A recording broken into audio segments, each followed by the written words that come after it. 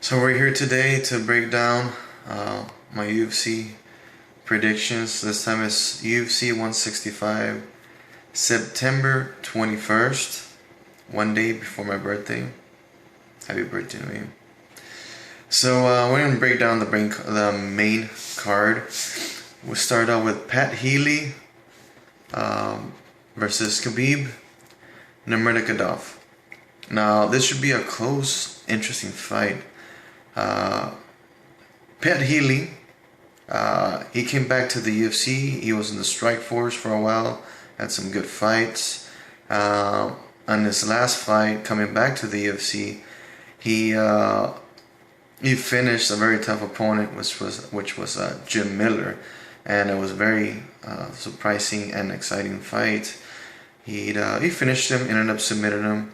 Now later on, he was tested positive for marijuana, and they overturned the fight into a no contest. Nonetheless, he still finished the fight, and it was an impressive one.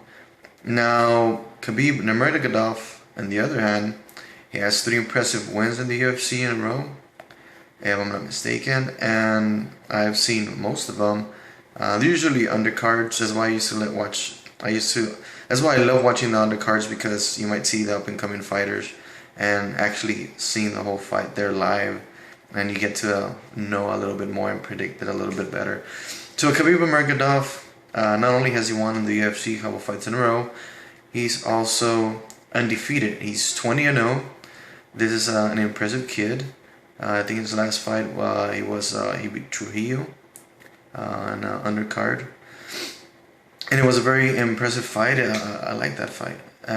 So I think Pat Healy has the experience when it comes to higher level competition, but Khabib Nurmagomedov has fought some good fighters as well, and of course he is undefeated. So I'm gonna give this one to Khabib Nurmagomedov over Pat Healy. Now up next, we got Costa Philippou versus Francois Carmon. Now both of those guys like to strike, like to keep it up. And now Costa Philippou, I think, is just a stronger, better fighter than Francois Carmon. And yeah, I'm gonna say in this one, Costa Philippou is trying to, he just gets better every fight, knocking out people. And I think he's just gonna take this one. I think it's gonna end up in a knockout. This fight, this round's gonna end up in knockout. So Costa Philippou, also for Francois Carmon.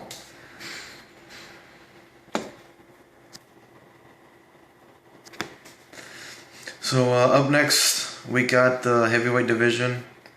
Matt the Hybrid Schaub versus Matt Mitrione. Now this guys come from the Ultimate Fighter season 10.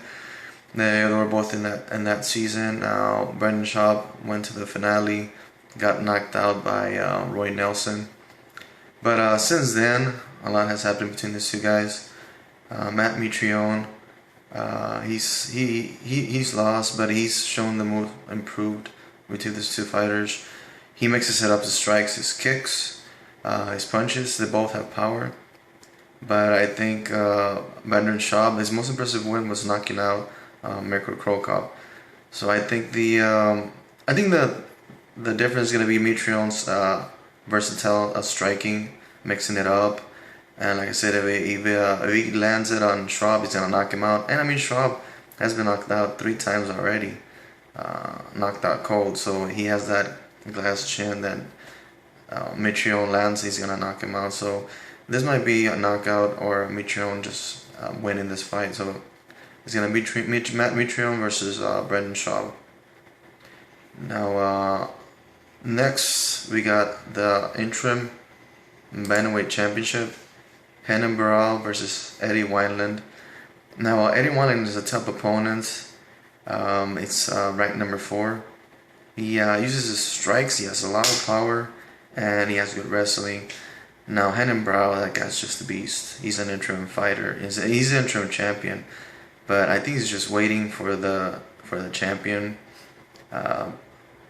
Cruz to just get healthy so he can beat him. He's gonna take his true belt. Renan Barão is just more versatile striker. He mixes it up. His jiu-jitsu is so striking. Uh, he's just a beast at that division. I don't think nobody can beat him. He's top. He's won over 30 fights in a row. This guy's impressive, and I don't see anybody beating him anytime soon.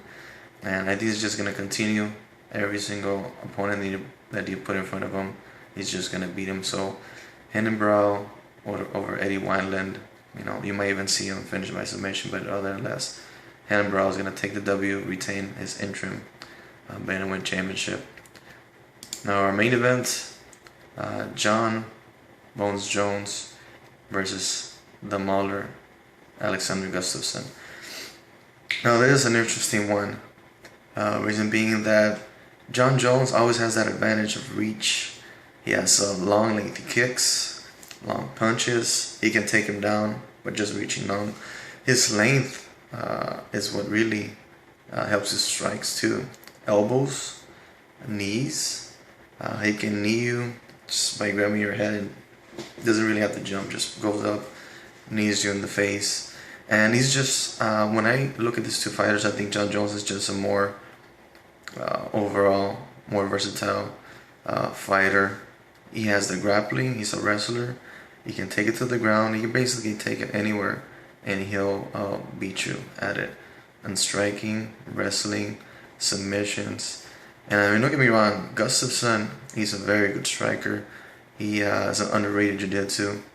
He has he likes to keep it up, so he can take you down and beat you and use his length.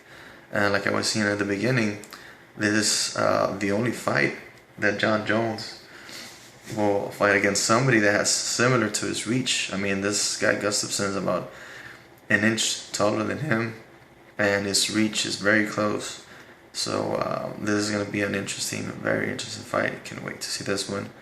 But overall, I think John Jones' experience, his ability to take it anywhere and dominated that one. And maybe Gustafson might land a couple hard punches, but John Jones adapts real quick.